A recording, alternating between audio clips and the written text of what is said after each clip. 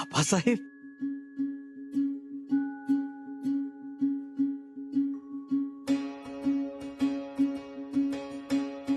आबासाहेब, आम्हाला माहित होतं तुम्ही येणार, आलात.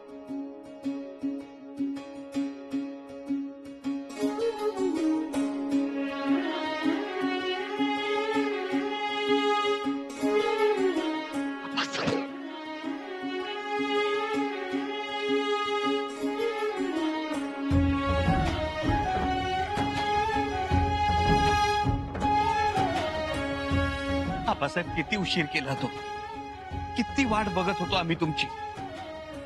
तुम्ही आम्हाला इथे शृंगारपुरात पाठवलं, त्यानंतर जवळजवळ 2 वर्षांनी भेटतो आहोत आपण. आम्हाला खूप काही बोलायचंय, खूप काही सांगायचंय, पण आबासाहेब एवढा दुरावा सहन करण्याचं सामर्थ्य नाही हो आमच्यात आता. आबासाहेब, पुन्हा आमच्याशी असं वागू नका. नाही, आपण काळजी घेऊ यापुढे. काळजी घ्यायलाच हवी आबासाहेब. तुम्ही एवढा दक्षिण दिग्विजय करून, एवढी मर्दुमकी गाजवून आलात. स्वराज्यात येताना इथून जवळच असलेल्या पन्हाळ्यावर थांबलात. आम्हाला वाटलं आता तुमचा खलिता येणार, तुम्ही आम्हाला भेटीला बोलावणार, आणि ज्या क्षणी आम्हाला खात्रीशीर खबर मिळाली ना तुम्ही पन्हाळ्यावर पोहोचलात, त्या क्षणापासून आम्ही आमचे राहिलो नाही. मिळालो होतो आम्ही तुम्हाला बघण्यासाठी, तुमच्या दर्शनासाठी. आमचा देव आम्हाला भेटणार होता ना. आम्ही चातकासारखी वाट बघत होतो, सारखे ओसरीवर येऊन जात होतो. त्याचा वर करून करून बघत होतो तुमच्या घोड्यांच्या टापांनी उधळलेले धुळीचे लोट दिसतात का. स्वागताची सगळी तयारी केली होती आम्ही. मनात मनोरे रचत होतो, आमचे आबासाहेब येतील, आम्हाला भेटतील, उरापोटाशी कवटाळतील. आणि तुमचा खलिता आला.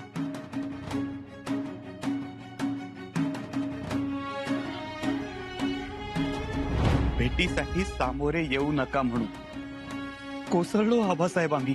भूपाळा, माफ करा आबासाहेब, पण बोलू द्या आम्हाला. तुमचा खलिता वाचला आणि पायाखालची जमीन दुभंगली आमच्या. खूप खूप वाईट वाटलं, पण रागही आला तुमचा. वाटलं घोड्यावर स्वार होऊन तडक पन्हाळा गाठावा, तुमच्या समोर उभं राहून तुम्हाला जाब विचारावा, भांडावं तुमच्याशी.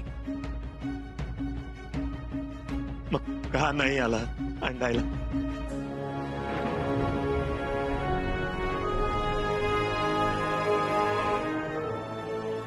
भक्त कधी आपल्या देवाशी भांडतो आबासाहेब? पण आबासाहेब, तुम्ही सगळ्यांशी चांगला वागता, मग आमच्याशीच असं का वागता? खरं तर आम्हीच येणार होतो शृंगारपुरी तुम्हाला भेटायला. आबासाहेब, आम्ही त्याचीच तर वाट बघत होतो. शृंगारपुरात आल्यापासून आम्ही काय काय केलंय ते सगळं दाखवायचं होतं तुम्हाला. सगळं कानावर आलंय आमच्या. आबासाहेब, तुमच्या शब्दाखातर आम्ही शृंगारपुरात आलो, राहिलो. सुरुवातीला बिलकुल करमत नव्हतं. इथं ना काही काम, ना कुठलं आव्हान. बरं, माणसांचाही राबता नाही, म्हणून मग आम्ही शेतकऱ्यांमध्ये मिसळलो. साधी सुधी माणसं, तुमच्यात देव पाहणारी, तुम्हाला दैवत मानणारी, पण व्यवहारात मात्र एकदम कच्ची. होळी, फाल्गुन, शिमगा हे 3 महिने मानणारी, गुरुवार बेस्तरवार 2 म्हणणारी, रविवार ऐतवार 2 मानणारी ही माणसं फसवली जात आहेत हे आमच्या लक्षात आलं. म्हणून आम्ही सारा माफी दिली. आबासाहेब, त्यांची खपाटीला गेलेली पोटं नाही बघवली आमच्याकडून, म्हणून सारा माफी केली आम्ही. वाईट केलं का हो आबासाहेब आम्ही? नाही, अजिबात नाही. पण आबासाहेब, ज्यांनी या शेतकऱ्यांच्या घशात गेलेला जेमतेम चतकोर भाकरीचा तुकडा सुद्धा हिरावून घेतला, त्यांनी आम्हाला त्रास दिला, कांगावा केला आबासाहेब त्यांनी. नेहमीच आम्ही इथे शृंगारपुरात आखाडे उभे केले, ते इथल्या तरुणांना सशक्त बनवण्यासाठी, माता भगिनींच्या मनातली भीती दूर करण्यासाठी. त्याची थट्टा केली. काय तर म्हणे युवराज मोठे मोहिमेवर निघाले होते, आता मात्र बारक्या पोरांमध्ये खेळत राहिले. तरी गप्प राहिलो आबासाहेब आम्ही. तुम्ही खलिता पाठवलात आणि आम्ही अश्वदळ उभं केलं. 4000चं तगडं अश्वदळ. बघता बघता एक शक्ती उभी राहिली. त्याबद्दल आम्ही तुम्हाला शाबासकी देणारच आहोत. खरंच खूप मोठं काम केलं. साहेब, त्याची सुद्धा चौकशी झालीच. स्वराज्याच्या युवराजांची चौकशी. का तर अश्वदळ उभारलं म्हणून. रावजी सोमनाथांनी आमच्या जवळच्या माणसांना धारेवर धरलं, त्यांच्या अटकेचे आदेश काढले. राम आम्हाला कुणालाही सांगताही येत नव्हतं की अश्वदळ उभारणीचे आदेश आपलेच होते म्हणून.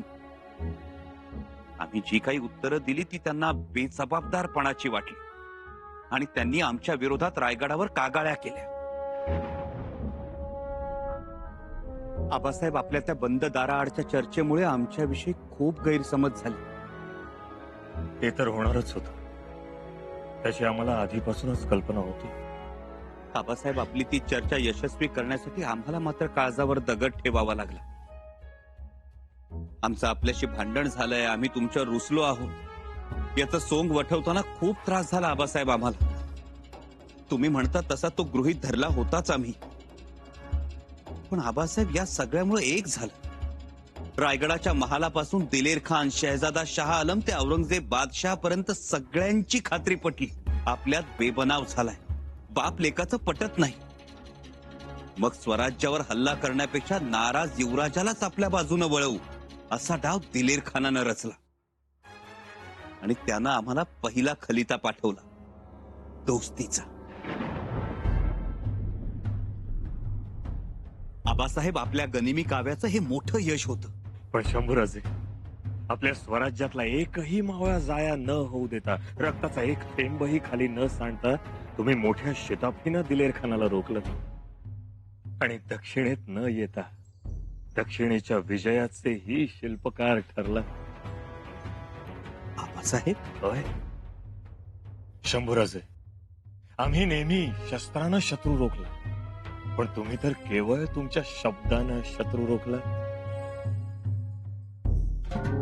गेले 1.5-2 वर्ष त्या दिलेर खानाची 15-16 हजारांची फौज रोखून ठेवणं सोपं काम नव्हतं.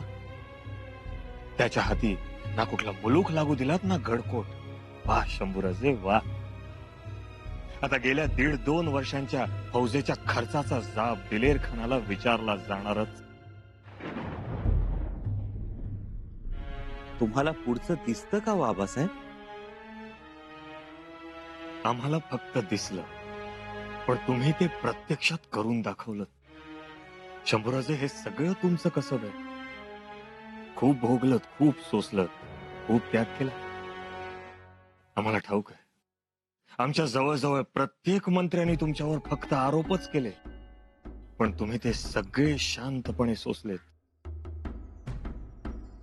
शंभूबाई, इतकी सहनशक्ती कुठून कशी आणता? तुम्ही शाक्तपंथीयांना वेगळा दर्जा मिळवून दिलात, समाजात त्यांचं एक वेगळं स्थान मिळवून दिलं आणि त्यासाठी तुम्ही स्वतः त्यांच्यातले एक होऊन राहिलात. वाह, खूप मोठं काम केलं. अभिषेकही करवून घेतला आम्ही आम्हाला मारण्यासाठी.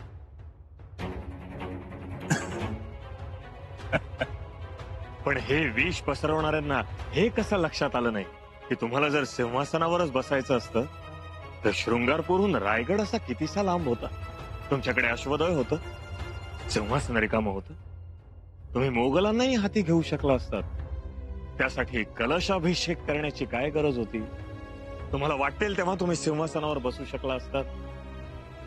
पण याच लोकांना इतकी साधी गोष्ट लक्षात येऊ नये की इतक्या कालावधीमध्ये तुम्ही एकदा देखील रायगडावर आला नाही. आपला आदेश आबासाहेब. शंभूराजे, धन्य आहे तुमचे. तुम्ही अफवांचं, गैरसमजांचं विष पचवत आलात. खरंच रुद्र आहात, शंभू आहात. हा सह्याद्री तुमच्या ऋणातून कधीही मुक्त होणार नाही. आबासाहेब, याच शब्दांसाठी आसुसलो होतो आम्ही. आज आमच्या कष्टाचं सार्थक झालं आबासाहेब.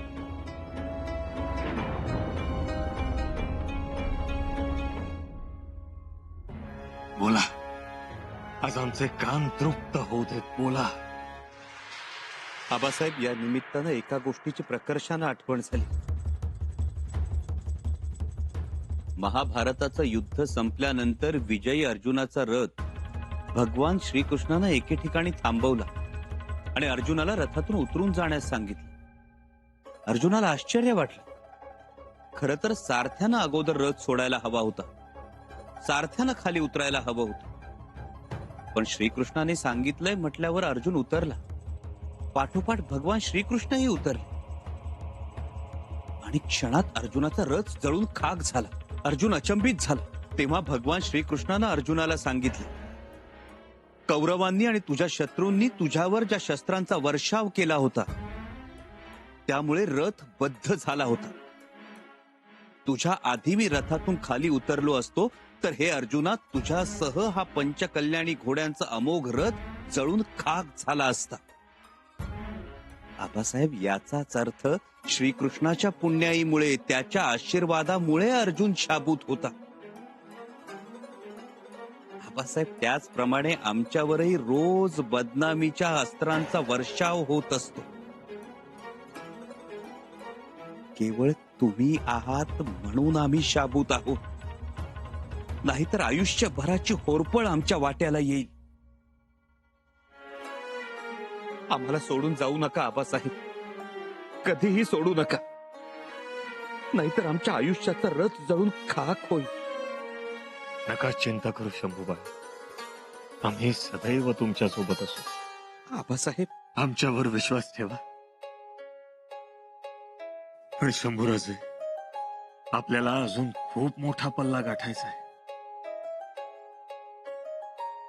बंद दाराआड आपली झालेली चर्चा आपल्याला पूर्णत्वास न्यायची. मोंगली सत्ता खिळखिळी करायची, पाछाई उकळून फेकायची. त्यासाठी पुढे अनेक दिव्य सहन करावे लागणार आहेत आपल्याला. मनानं शरीरानं तयार राहा. प्रसंग पावताच आम्ही अधिक माहिती सांगूच. जी आबासाहेब. शंभूराजे, ही फक्त सुरुवात आहे. पण एक नेहमी लक्षात ठेवा, प्रसंग कोणताही येऊ, काहीही घडो, मनात कधी अंधार काळोख होऊ देऊ नका. कारण एकदा का मनात अंधार काळोख झाला की मग बाहेरच्या लख्ख उजेडाची मातब्बरी राहत नाही. हे नेहमी लक्षात ठेवा.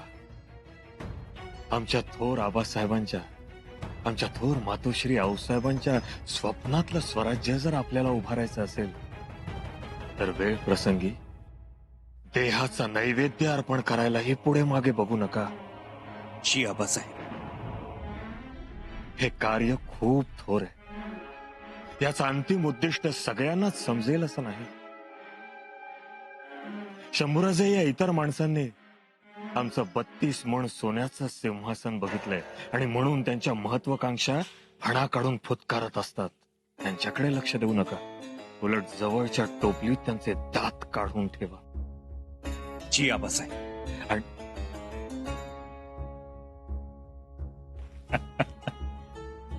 शंभूराजे, आपण दोघं भेटलो की जगच विसरून जातो नाही. आता आणखीन किती वेळ इथेच अंगणात उभे राहून गप्पा मारणार आहोत. मला आत घेऊन जाणार आहात का नाही? शंभूबाई, नाव काय ठेवलं? भवानी. भवानीबाई. भवानी. सुरेख. अगदी आमच्या मनातलं नाव ठेवलं. आबासाहेब, आज चला, सगळ्यांना खूप आनंद होईल. या आबासाहेब, सगळ्यांना खूप आनंद होईल. येसू आबासाहेब आले.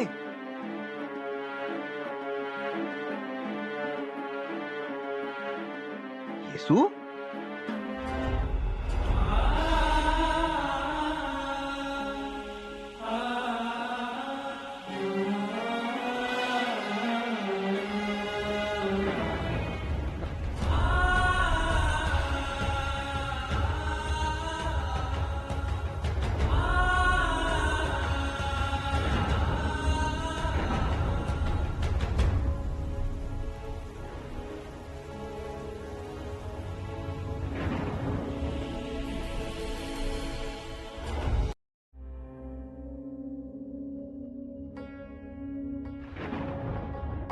युवराज महाराज नाही आले.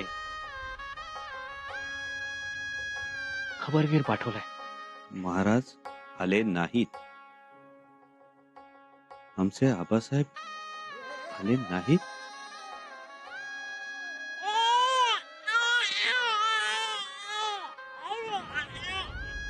जी, खलिता पाठवलाय महाराजांनी. वाचा. जी.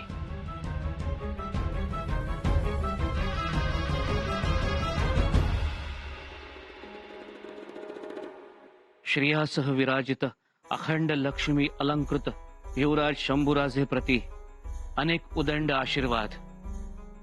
उपरी विशेष वज्रचुडे मंडित सौभाग्यवती सोनबाई साहेब व्यास कन्या रत्न जाहले. त्याचे बारशास अगत्याने यायचे योजिले होते, परंतु धोधो पडणारा पाऊस, नदीवरचे वाहून गेलेले साकव आणि आमच्या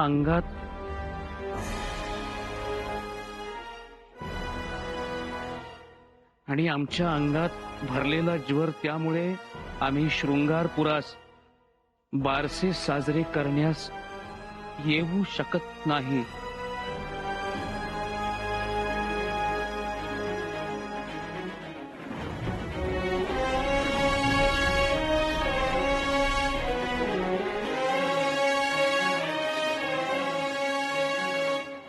मात्र आपण थाटामाटात ते साजरे करावे.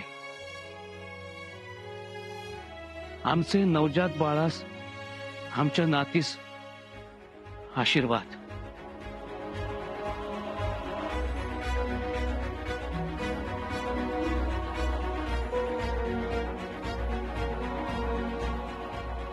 ऐकलं युवराजने?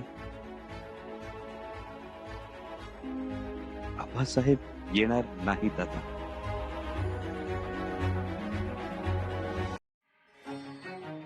अहो पण आशीर्वादाचा खलिता तर आला ना.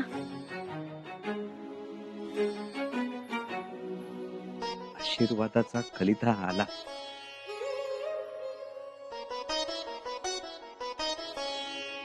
खलिताच आला. आबासाहेब नाही आले. ते आले असते तर बरं झालं असतं. तुमच्या लेकीला भरभरून आशीर्वाद मिळाले असते, पण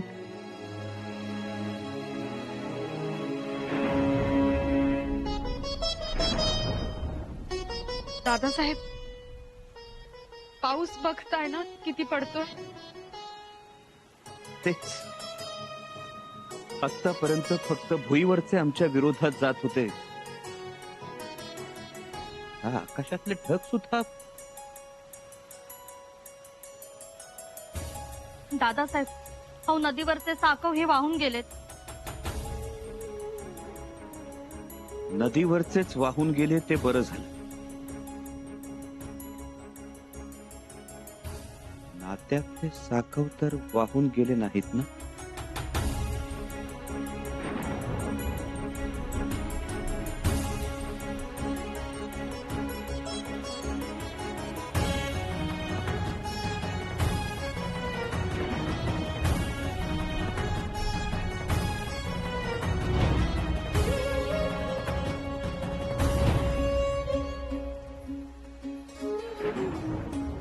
ही कवड्यांची माय, आज ही आम्ही तुमच्या गळ्यात घालतो आहोत. आजपासून तुमचा जीव तुम्ही कवडीप्रमाणे माना.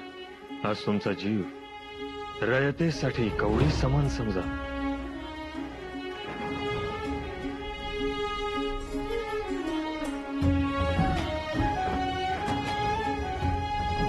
आतापर्यंत मर्दासारखे खेळलात. शाबास तुमची, शाबास. आता शेवटचा डाव. आणि शेवटचा डाव हा असा असेल.